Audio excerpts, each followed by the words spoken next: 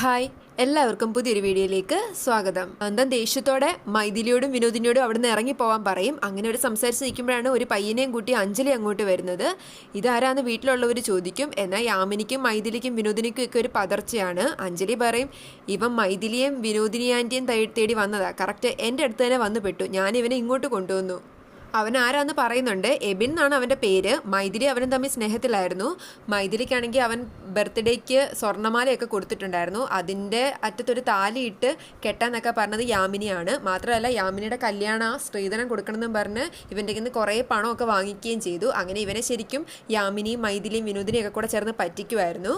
ഇതെല്ലാം വീട്ടുകാരറിയുമ്പോൾ അവർക്കൊക്കെ അറപ്പും പുച്ഛവും ഒക്കെയാണ്. ഈ സമയം മനു വന്നിട്ട് പറയും, ഇവൻ പറയുന്നതൊക്കെ സത്യമാണോ മൈഥിലി? ആയിരിക്കും, നീ എൻ്റെ അടുത്തും പഞ്ചാര വാക്കുകളൊക്കെ പറഞ്ഞ് വന്നതല്ലേ.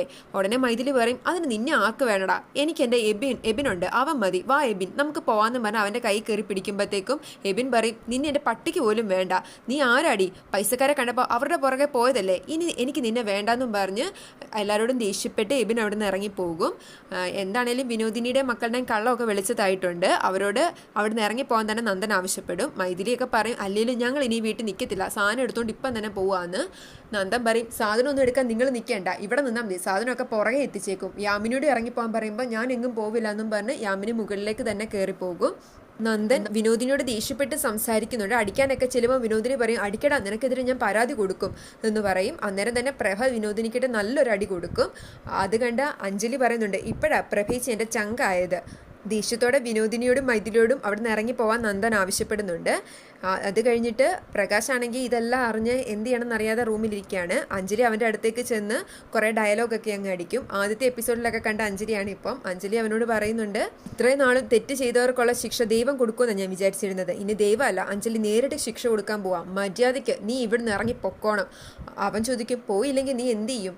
കല്യാണത്തിന് മുമ്പ് നമ്മൾ തമ്മിലുണ്ടായിരുന്ന ബന്ധം മനുവിന് മാത്രമേ അറിയത്തുള്ളൂ, ഞാനത് എല്ലാവരെയും അറിയിച്ചാലോ? അഞ്ജലി പറയും, നീ അറിയിച്ചാലും എനിക്കൊന്നുമില്ലടാ, മനുവിന് മാത്രമല്ല എൻ്റെ ചിറ്റപ്പനും അറിയാം, നീ ഇവിടുന്ന് വേഗം ഇറങ്ങി പൊക്കോണമെന്നും പറഞ്ഞ് അവനോട് ദേഷ്യപ്പെടുന്നുണ്ട്. സൂര്യ ശരിക്കും ഒന്ന് പതറിപ്പോകും. നന്ദൻ യാമിനിയെ നല്ല രീതിയിൽ തന്നെ വഴക്ക് പറഞ്ഞുകൊണ്ടിരിക്കുകയാണ്. യാമിനി എന്തൊക്കെ വന്നാലും ആ വീട്ടിൽ നിന്ന് ഇറങ്ങിപ്പോവില്ല, പോണ്ടി വന്ന് എനിക്ക് വേറെ വീടില്ല എന്നൊക്കെ പറയും. അപ്പം നന്ദൻ ചോദിക്കുന്നുണ്ട്, അപ്പം നിങ്ങളുടെ കൊട്ടാരവും വേലക്കാരും ഒക്കെ ഏതായിരുന്നെന്ന്. യാമിനി പറയും, അത് അമ്മ വേലയ്ക്ക് നിൽക്കുന്ന വീടാ, വേലക്കാരായിട്ട് കാണിച്ചത് തൊഴിലുറപ്പിന് വരുന്ന സ്ത്രീകളാ. അങ്ങനെ യാമിനി തന്നെ ചെയ്ത തെറ്റുകളും കള്ളങ്ങളും എല്ലാം ഏറ്റുപറയുന്നുണ്ട്. ആ സമയം മനു അങ്ങോട്ട് വരും. എല്ലാം കേട്ട് അവന് നന്ദന് നല്ല ദേഷ്യമാണ്. മര്യാദയ്ക്ക് ഇവിടുന്ന് ഇറങ്ങി പൊക്കോണം, അതാ നിനക്ക് നല്ലതെന്ന് പറഞ്ഞ് യാമിനെ ഇറക്കി വിടാൻ ശ്രമിക്കുന്നുണ്ട്. മനു വരുമ്പോഴത്തേക്കും മനുവിന്റെ കാല് യാമിനി പിടിക്കും. മോനെ മനു, നീ ഈ ചിറ്റോട് ക്ഷമിക്കണം, എന്നെ ഇറക്കി വിടരുതെന്ന് ചിറ്റപ്പനോട് പറയണം. ഇവിടുന്ന് പോയി കഴിഞ്ഞാൽ എനിക്ക് കയറി ചെല്ലാൻ മറ്റൊരു ഇടയില്ല, പട്ടിണി കിടന്ന് മരിക്കത്തേ ഉള്ളൂ. ഞാനാ എല്ലാ തെറ്റും ചെയ്തത്. അഞ്ജലിയും മനുവിനെ തമ്മിൽ അകറ്റാൻ നോക്കിയതും 10ാം ക്ലാസ് പോലും ജയിക്കാത്ത മൈഥിലിക്ക് ഒരു ജീവിതം ഉണ്ടായിക്കോട്ടെ എന്ന് കരുതി മനുവിന്റെ തല കെട്ടിവെക്കാൻ നോക്കിയതും, തലവേദനയെ കിടന്ന അഞ്ജലിക്ക് മരുന്ന് കൊടുത്ത് അവളെ മയക്കിയതും, പ്രകാശിനെ അഞ്ജലിയുടെ മുറിയിലേക്ക് പറഞ്ഞു വിട്ടതും എല്ലാം ഞാനാ, എല്ലാ തെറ്റും ഞാൻ ഏറ്റു പറയുമെന്നും പറഞ്ഞ് ഇതുവരെ ചെയ്ത കാര്യങ്ങളെല്ലാം ഏറ്റു പറയുന്നുണ്ട്. എല്ലാം കേട്ട് കഴിയുമ്പോൾ മനുവിലെ ആ നന്മമരം ഉണരുന്നുണ്ട്. മനു പറയും, നിങ്ങൾ ചെയ്തതെല്ലാം ക്ഷമിക്കാൻ പറ്റാത്ത തെറ്റാണെങ്കിലും നിങ്ങൾ എൻ്റെ ചിറ്റയാ, എൻ്റെ ചിറ്റപ്പൻ്റെ ഭാര്യ, എൻ്റെ അമ്മയുടെ സ്ഥാനത്താ, അതുകൊണ്ട് മാത്രം ഞാൻ ഒന്നും ചെയ്യുന്നില്ല. പോട്ടെ ചിറ്റപ്പ, ക്ഷമിച്ച് കളഞ്ഞേക്ക്, ഒന്നുമില്ലെങ്കിലും തെറ്റുകളെല്ലാം ഏറ്റു പറഞ്ഞല്ലോ എന്നും പറഞ്ഞ് മനു അവിടുന്ന് പോകും. യാമിനോട് നന്ദൻ പറയും, കണ്ടോടി, നീ ദ്രോഹിക്കാൻ നോക്കിയിട്ടും അവൻ കണ്ടില്ലേ നിനക്ക് വേണ്ടി സംസാരിച്ചത്, ഇനിയെങ്കിലും നീ ആൾക്കാരെ മനസ്സിലാക്കാൻ ശ്രമിക്കേ. സൂര്യ ബാഗും ഒക്കെ എടുത്ത് പോവാൻ തയ്യാറായി തന്നെ താഴേക്ക് വരുന്നുണ്ട്. എല്ലാവരോടും അവൻ പറയുന്നുണ്ട്, എല്ലാവരുടെയും കൂടെ തീരുമാനമായിരിക്കും ഞാൻ ഇവിടുന്ന് പുറത്ത് പോകണം എന്നുള്ളത് അല്ലേ. നന്ദൻ പറയും, അതേടാ, കുടുംബത്തെ ദ്രോഹിക്കുന്ന നീ ഇനി ഇവിടെ നിൽക്കണ്ട. മനു പറയും, എടുക്കാനുള്ളതെല്ലാം എടുത്തോണം, പിന്നെ മറന്നു എന്നും പറഞ്ഞ് ഇങ്ങോട്ട് വന്നേക്കരുത്. സൂര്യ പറയും, എല്ലാ കാര്യവും എടുത്തില്ല, ഒരാളെയും കൂടെ കൂട്ടാനുണ്ട്, വാ അഞ്ജലി, നീ എൻ്റെ പെണ്ണല്ലേ. നന്ദൻ വന്ന് ദേഷ്യത്തോടെ സൂര്യയെ പിടിച്ചു മാറ്റാൻ ശ്രമിക്കും. സൂര്യ പറയും, വിട്, വർഷങ്ങളായി ഞാനും അഞ്ജലിയും തമ്മിൽ പ്രണയിച്ച കാര്യം ചിറ്റപ്പൻ അറിയാം, ഈ നിൽക്കുന്ന അവളുടെ ഭർത്താവ് ഉദ്യോഗസ്ഥനും അറിയാം. ഇത്രയും കാലം മനുവും ചിറ്റപ്പനും കൂടി മറച്ചു വെച്ച രഹസ്യം അത്. യാമിനിക്ക് മാത്രമേ ഇത് കേട്ടിട്ട് ഞെട്ടലുള്ളൂ, ബാക്കി ആർക്കും ഒരു ഞെട്ടലും ഇല്ല.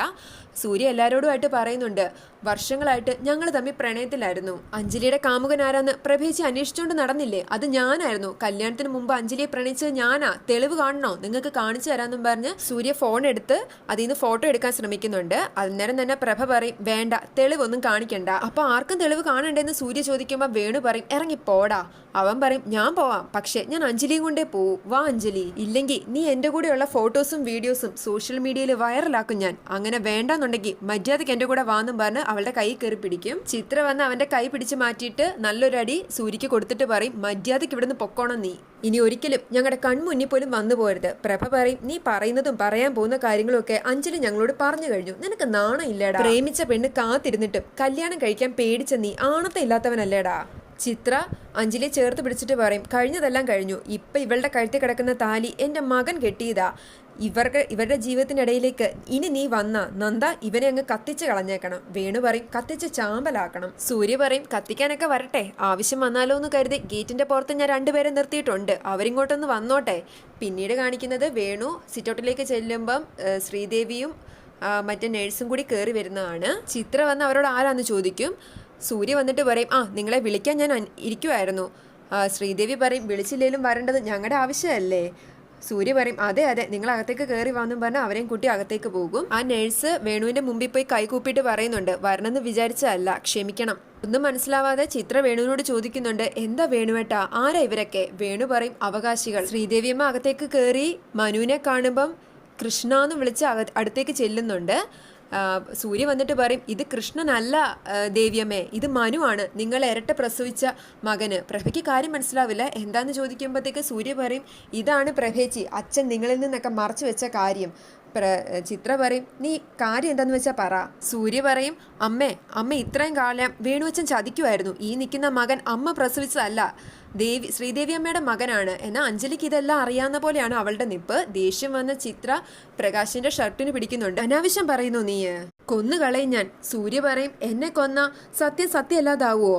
ഈ ശ്രീദേവി അമ്മ പ്രസവിച്ച 2 മക്കളിൽ ഒരാളാ ഈ നിൽക്കുന്ന മനു, അല്ലെങ്കിൽ അത് ശ്രീദേവി അമ്മ പറയട്ടെ. അവരാണെങ്കിൽ മിണ്ടാതെ നിൽക്കുകയാണ്. മനു ചോദിക്കുന്നുണ്ട്, എന്താ ശ്രീദേവി അമ്മേ ഇവൻ ഈ പറയുന്നത്? സൂര്യ പറയും, എന്താ ശ്രീദേവിയമ്മേ മിണ്ടാ നിൽക്കുന്നത്, പറ, ഈ നിൽക്കുന്ന സ്വന്തം മകനാന്ന് പറ. വേണു പറയും, ശ്രീദേവിയെ ബുദ്ധിമുട്ടിക്കണ്ട, ഞാൻ പറയാം, മനു ശ്രീദേവിയുടെ. അത്രയും തന്നെ അമ്മ ശ്രീദേവി പറയും, മകനല്ല. അത് കേൾക്കുമ്പോൾ അഞ്ജലിക്ക് ഒരു ആശ്വാസമാവും. ബാക്കി എല്ലാവർക്കും ഒന്നും മനസ്സിലാവാതെയാണ് നോക്കി നിൽക്കുന്നത്. സൂര്യ ചോദിക്കും, അല്ലെന്നോ? അവര് പറയും, അല്ല എന്ന് പറഞ്ഞാൽ അല്ല, എന്റെ മകൻ കൃഷ്ണന്റെ രൂപസാദൃശ്യമുള്ള ആരോ ആണ്, അല്ലാതെ എനിക്കിങ്ങനെ ഒരു മകനില്ല. സൂര്യ പറയും, ദേ കള്ളം പറയരുത്, എല്ലാം വിളിച്ചു പറയാന്നുള്ള ഉറപ്പില്ല നിങ്ങൾ ഇങ്ങോട്ട് കൊണ്ടുവന്നത്, എന്നിട്ട് ചതി കാണിക്കരുത്. ശ്രീദേവിയമ്മ പറയും, ചതി കാണിക്കുന്നത് നീയാ മോനെ, അതെല്ലാം ഞാൻ അറിഞ്ഞു, ഇതിന്റെ ഇടയിൽ നിന്ന് കളിച്ചത് അഞ്ജലിയാന്ന് തോന്നുന്നു.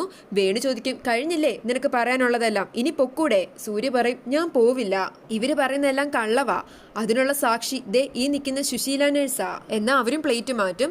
പ്രകാശിനെ അറിയത്ത് പോലും ഇല്ല എന്ന രീതിയിലാണ് അവരുടെ സംസാരം. എല്ലാം കേട്ട് കഴിയുമ്പം വേണു നന്ദനോട് പറയും, ഇവനെ പിടിച്ച് പുറത്താക്കാന്. നന്ദൻ വന്ന് പ്രകാശിന്റെ കഴുത്തിനൊക്കെ പിടിക്കുന്നുണ്ട്. മര്യാദയ്ക്ക് ഇവിടെ നിന്ന് ഇറങ്ങിപ്പോകാൻ ചിത്ര പറയും, ഇത് ഞാൻ തെളിയിക്കുമെന്നും പറഞ്ഞ് അവൻ ബാഗും എടുത്ത് ദേഷ്യത്തോടെ എടാ എടീന്നും വിളിച്ച് മനുവിന്റെ അഞ്ജലിയുടെ അടുത്തേക്ക് വരുന്നുണ്ട്. വേണു പറയും, മതി ഇറങ്ങിപ്പോവാൻ നോക്ക്. പ്രകാശ് ദേഷ്യത്തോടെ അവിടെ നിന്ന് ഇറങ്ങും. അങ്ങനെ കാണിച്ചാണ് എപ്പിസോഡ് അവസാനിക്കുന്നത്.